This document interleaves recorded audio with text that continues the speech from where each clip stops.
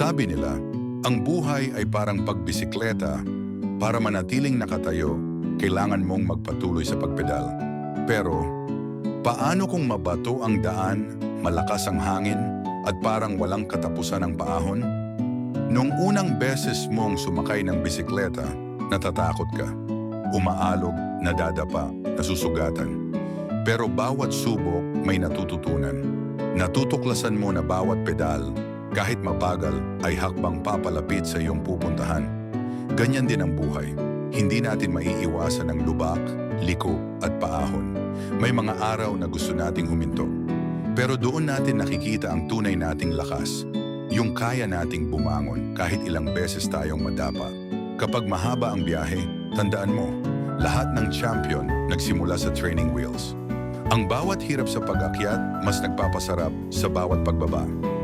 At ang bawat laban na nalagpasan mo ngayon, magpapagaan sa mga susunod na hamon. Kaya itaas mo ang ulo mo. Damhin ang hangin sa iyong mukha. Pakinggan ang tibok ng puso at ang ikot ng gulong. Bawat pedal ay paalala na ikaw ang may hawak ng manibela. Kahit malayo pa ang finish line, patungo ka na roon. Sa buhay, hindi mahalaga kung gaano ka kabilis. Ang mahalaga ay hindi ka tumitigil. Kaya kahit maalon ang kalsada o matarik ang daan, magpedal ka lang dahil sulit ang tanawin sa dulo ng biyahe. Kaya ngayon, huminga ka ng malalim, sakay na at magpatuloy. Dahil ang susunod mong tagumpay, ilang pedal na lang ang layo.